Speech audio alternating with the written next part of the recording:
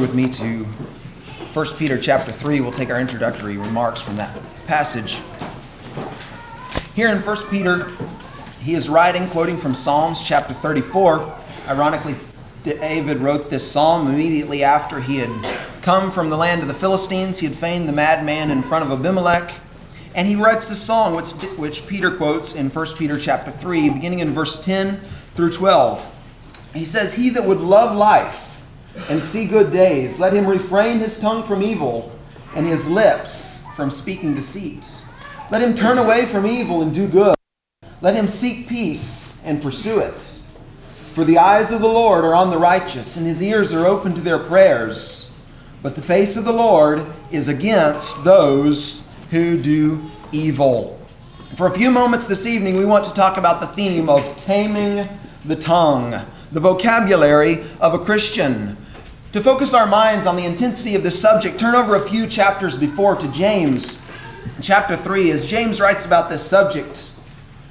And taming the tongue, he begins in chapter 3, verse 2. He says, "For we all stumble in many things. If anyone does not stumble in word, he is a perfect man, able also to bridle the whole body. Indeed, we put bits in horses' mouths that they may obey us, and we turn the whole body. Look also at ships, although they are so large and are driven by fierce winds.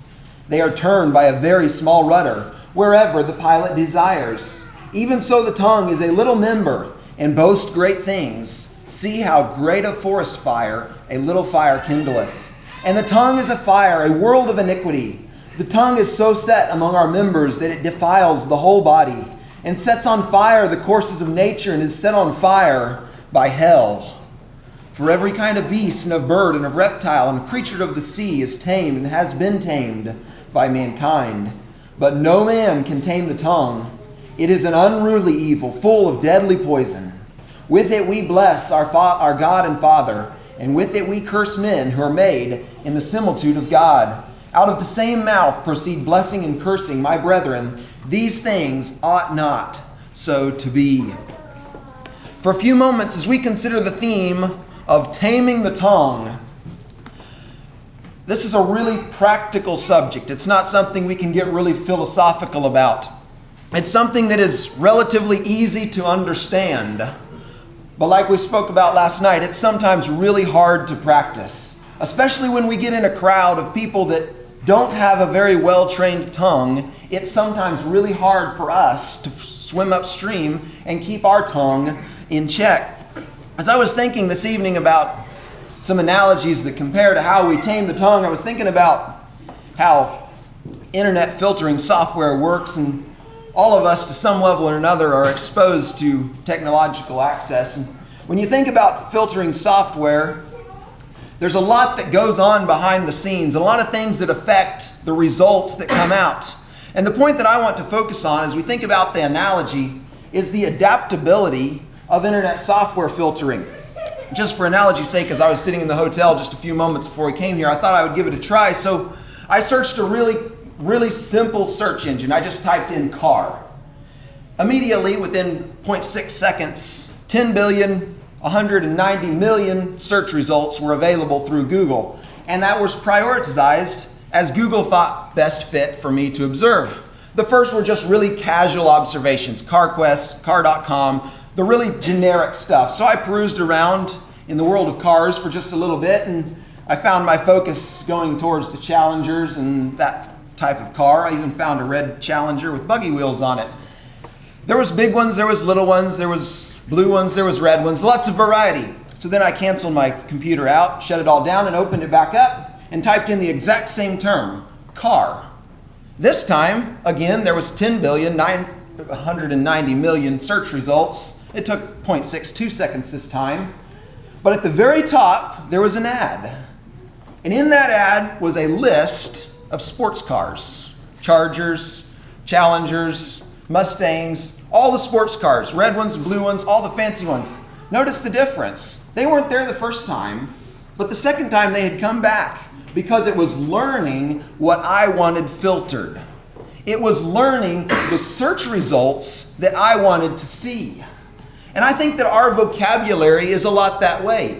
God has given every one of us a verbal filtering software program. Think about all those search results that were available. 10,190 million search results available. I don't know if we have quite that many thoughts, but we have a lot of information available. Only so much can come out of our mouth. And God has given us a software program to filter our vocabulary from our mind to our mouth. And that's what I want us to focus on for a few moments this evening, thinking about how we can train our filtering system. Because we're going to have a lot of thoughts at times. We need to work on our thoughts too. But we're focused on our words right now. And not every thought that comes through our mind needs to come out of our mouth. And so God has given us that ability to filter our vocabulary before we spew it out to the public. Sometimes that filtering system gets really skewed. And as we practice the wrong things and as we hang around the wrong people, that filtering system is going to let the wrong things out. And the more we practice the wrong things, the harder it's going to be to practice the right things. Sometimes we need to go back to the drawing board. We need to put in a whole new system. We need to reboot and start over. But other times we just need to practice. We need to just keep working. And just like those search results will get honed towards the way you practice, our vocabulary will grow towards the way that God intended it when we practice it in that. So there's 3 questions that I want us to consider this evening as we think about training our vocabulary filtering software. Number 1, ask this question of every thought that goes from your mind to your mouth. Is it pure? Number 2, is it profitable? And number 3, does it pursue peace? If we'll think about those 3 questions, with every thought that flows from our mind to our mouth, it will go a long way in protecting the words that we say.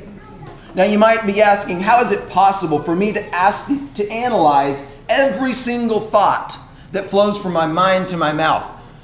Well, you might not have to analyze every single thought. That's why God gives you the software program. You just have to train the program. You develop the habits. And over time, as you get that habit trained, you will filter those results much more easily. But sometimes you need to really get down to the nitty-gritty and ask those questions. Analyze every thought that flows to your mouth. The first question, is it pure? Over in Philippians, Paul writes in chapter 4, verse 8, finally, my brethren, whatsoever things are true, whatsoever things are noble, whatsoever things are just, whatsoever things are pure, whatsoever things are lovely, whatsoever things are of good report, if there is any virtue, if there is any praiseworthy, meditate on these things. We have to focus our minds on what is pure and what is right. This focus is brought into more attention to our mouth over in Ephesians chapter 5 and verse 4. Paul writes, let there be no filthiness or foolish talk or joking, crude joking, which are out of place. Instead, let there be giving of thanks. Notice these 3 things: filthiness, foolish talk, and crude joking. I don't think we have to go into just a whole lot of detail. We know what those kind of things are. Stuff like bathroom jokes, sexual content, violent content, all of those kind of things are crude joking that have no place in the vocabulary of a Christian. So often we get in the mindset of telling a joke or humoring ourselves that we let our guard down. We forget to filter our words. But I think we should consider that if it is not something we would do as a Christian, we probably should not joke about it as well. There are also things that you might say, well, this is true. I'm just reporting the facts. Not every fact needs to be told. The American Anchor knows that if they put sex and violence in a story headline, it's going to sell. But just because it's going to sell doesn't mean that we ought to tell it. There are certain words that we need to keep out of our vocabulary because they are inherently wrong in themselves. Things that have vulgar or unclean meanings or connotations, those things can never have a place in our words at all. Things that use God's word in an impure or a profane way must be avoided. We all know about euphemisms, things that may not be in themselves defined as wrong, but they represent something else that is impure or embarrassing, something we would not say in itself, we replace it with something else, like taking the Lord's name in vain. We spell it in a lot of different ways. It doesn't change the meaning. Things that are vulgar or profane in themselves, we cannot use a euphemism to change the spelling without changing the meaning. Over in Ephesians chapter 4, verse 29, in the same context we mentioned earlier, Paul says, "Let no corrupt word proceed out of your mouth, but what is good for necessary edification, that it may impart grace to the hearers." As Luke was mentioning a little bit earlier, we need to not just be asking, is this wrong? We need to be asking, is this good? Is it helpful? Is it going to build people up? Is it really going to help in this situation? Now, especially to young people, you're going to hear a lot of words as you associate with your peers around you that you're probably not going to recognize. You're going to hear a lot of things that you have not been exposed to before. And as you grow older, you're going to be exposed to more and more. Just a practical advice that I would give to young people: when you are exposed to words that you are not familiar with, go find someone you trust and ask them. You don't have to do it in a public way that's embarrassing. Find your father, your mother, or some other accountability partner that you have in life and ask them, "I've heard this word and I've heard it used and I don't know what it means. Is this something that I should have in my vocabulary?" As Luke was mentioning, we need to get advice from older people. Not only do we consider, are the words we use pure, but we need to ask, are they profitable? Are they doing something that is worthwhile? Jesus teaches over in Matthew chapter 12, verse 36. He says, "But I say unto you that every idle word that men shall speak, they shall give account thereof in the day of judgment." An idle word literally is defined as an unemployed or useless word, something that doesn't have a valid purpose in its use, lazy or useless. If it doesn't do something good, then there is no need for us to say it. Another verse on the subject over in Colossians chapter 4, verse 5 and 6, Paul writes, "Walk in wisdom toward those that are without, redeeming the time. Let your speech always be with grace, seasoned with salt, that you may know how you ought to answer everyone." Notice that phrase. It says seasoned with salt. Salt is an agent to prevent corruption. It's something in those days when they didn't have refrigeration, they would salt their food so that it would not rot. And when we think about language, as Paul writes, let your speech be seasoned with salt. He's saying, don't let your speech be rotten. Don't let it be corrupt. Don't let it decompose in your mouth. There's a lot of times that we hear things that people say, even in church settings. We might be at a church meeting and we might hear people say things that should not be coming out of their mouth. Those are just rotten words. They're decomposing. They should stink in our ears. We should not enjoy or relish those kind of moments. Those are things that Paul says, let it be seasoned with salt. There are many kind of words that are unprofitable or useless in themselves that we should avoid. Unkind words or derogatory statements about other people, degrading or insulting one another.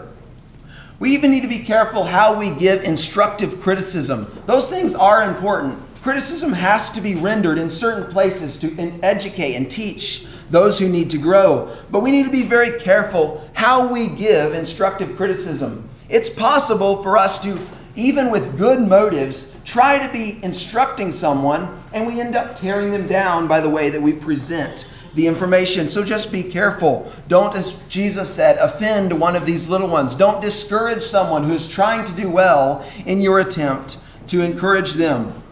Complaining is another thing that commonly finds a place in our mouth that has no place. Over in Philippians, Paul writes in chapter 2, verse 14, "Do all things without complaining and disputing, that you may become blameless and harmless, children of God without fault in the midst of a crooked and perverse generation, among whom you shine as lights in the world." This morning, Chas talked about how we express the gospel and how we share our faith. This is one of those areas that by our language, by the vocabulary that we use, we are expressing our faith to the world around us. Paul says you are shining as lights in the world. Not only should we ask, is this pure and is this profitable? But the third question, is this words that I am using promoting peace? Are the things that I am telling, the facts I am reporting, are they promoting the peace of one another and our brethren? Subjects that would violate this are issues like gossip or slander, things that belittle or degrade the character of one another. These are things that are in our carnal minds a lot of fun to share and hear. We like to tell a juicy story about other people. We like to report these kind of facts. The Proverbs writer observes this fact over in chapter 26, verses 22. Solomon writes, "The words of a whisperer are like delicious morsels. They go down into the inner parts of the body. They taste good." We like to hear those kind of stories, and that's the reason we tell them, but they don't do any good. Now, before I jump into this study about slander and gossip, I want to affirm that this is not a smokescreen for hiding offenses behind. We are not talking about denying sin or avoiding reproof. If you sin, you cannot throw up the red flag of gossip and say, you can't talk about me, you got to just hide all this. Because sin does have to be exposed, but we need to be very careful about how we do it. One thing that makes gossip and slander such a difficult subject to put our finger down really hard on is because so much of what defines gossip and slander is the motive that is behind it by the one who is delivering it. This means that we should be less focused on pointing our fingers at other people and calling them gossips and slanderers, and more focused on looking at ourselves.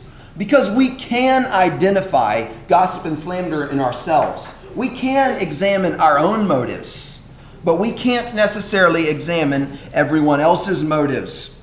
This does not diminish the significance of gossip and slander.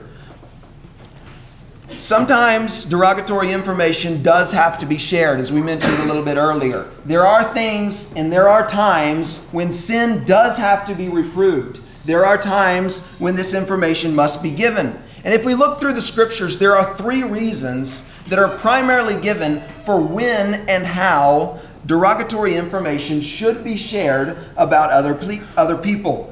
The 3 reasons that I have identified from Scripture are for protection, correction, and education. We can see these given as examples in the New Testament. For the purpose of protection, Paul identifies 2 men named Hymenaeus and Philetus over in 2 Timothy chapter 2. He says these men have left the faith. They have denied the resurrection, and they need identified. We need to know about those kind of people. We need to watch out, and we need to beware of them. That kind of derogatory information does have to be shared, and that is not a slander. Sometimes, for the purpose of correction, derogatory information does have to be shared about other people. Remember Paul, when he came to Antioch and he met with Peter, who had deviated from the faith in regard to how the Gentiles and Jews should relate to one another. Paul says, I withstood him to the face. That was a very blunt correction. Peter could have thrown up the flag and said, whoa, this is slander. You can't mar my character like this. No. For corrective purposes like that, done in the right way, sometimes derogatory information does have to be shared about other people. And finally, for the purpose of education. Think about this very same scenario as Paul writes in the book of Galatians. He says, I withstood Peter to the face because he was to be blamed. Once again, Peter could have said, whoa, you're just slandering my character. No. Paul was doing this very carefully for a specific purpose of educating his audience. But if you are sharing information about other people and you're telling bad stories or derogatory information, and it's not for one of those 3 purposes, if it's not a wholesome reason that we find in the scriptures, that has to stop. We can't be spreading that kind of information. And when you do find the need, or you think you really need to share bad information about other people for one of these purposes, there's 3 considerations that I want you to think about.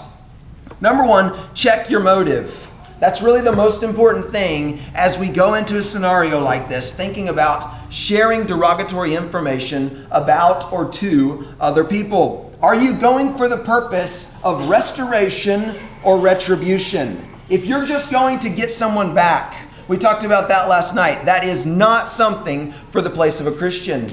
But if you are going for the purpose of reconciliation, there is something between you and your brother, and you need to resolve that issue, that is a valid reason for bringing up derogatory information at certain times. Number 2, be as private as possible when you do have those situations where you need to bring up derogatory information about other people. When you have to confront someone who is in sin, to correct them, don't just go blaze it abroad until you have gone personally to them. Maybe you're not in the place to go personally to them. Find a church leader. Find someone else whom you trust, whom you can go with, or you can help about the situation. But there is no need to spread this kind of information far and wide. And thirdly, when you do go to people and you're trying to resolve these kinds of issues, disclose as little information as possible. There's no need to go into all the gory details. There's no need to spew all this kind of information out. Only bring up what is really necessary for the purpose of reconciliation.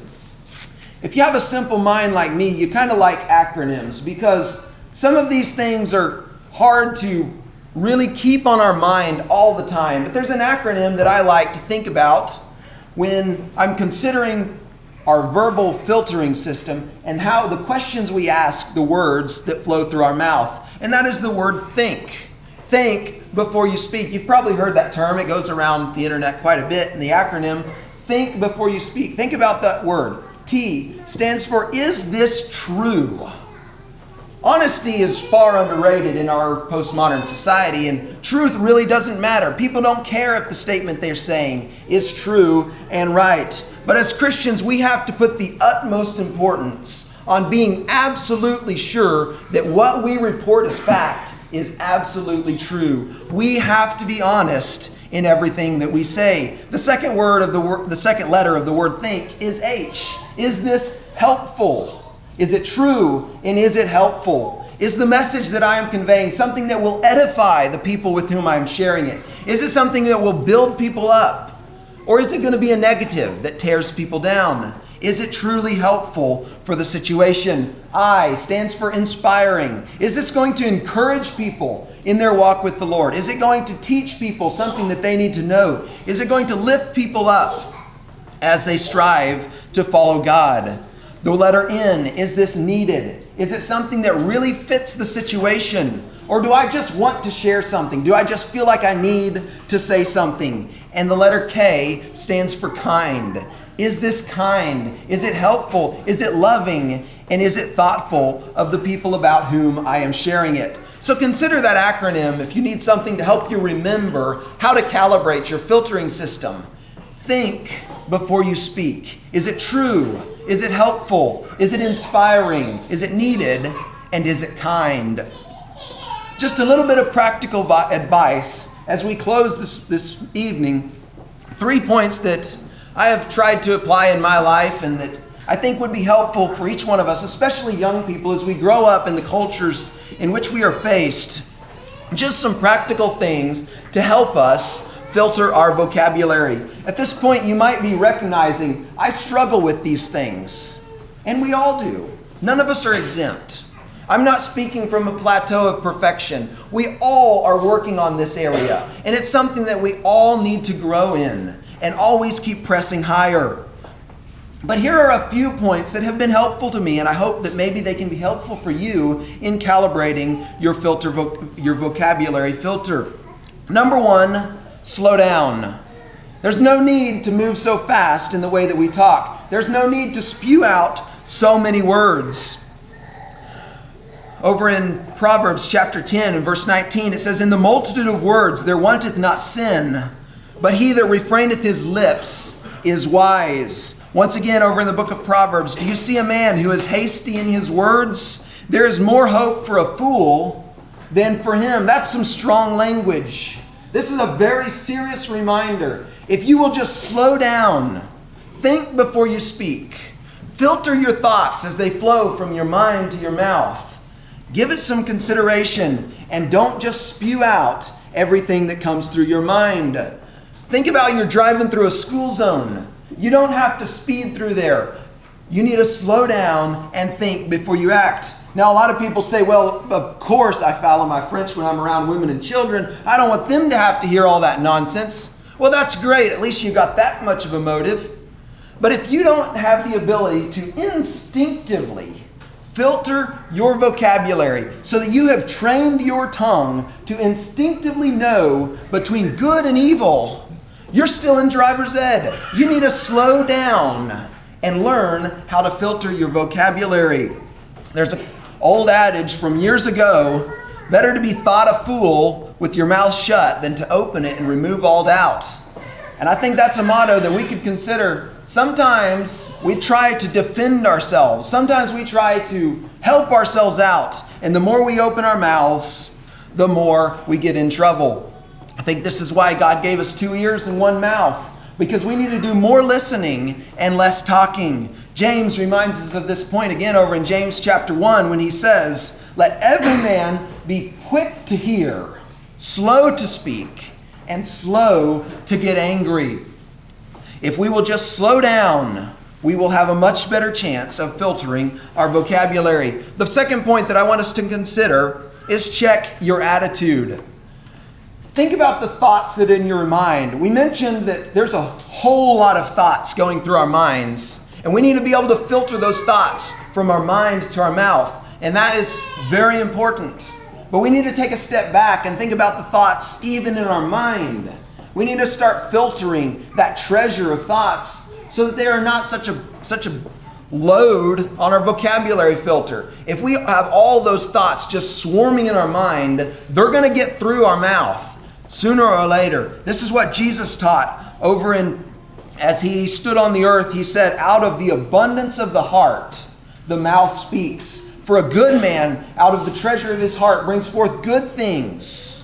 But an evil man out of the evil treasure of his heart bringeth forth evil things."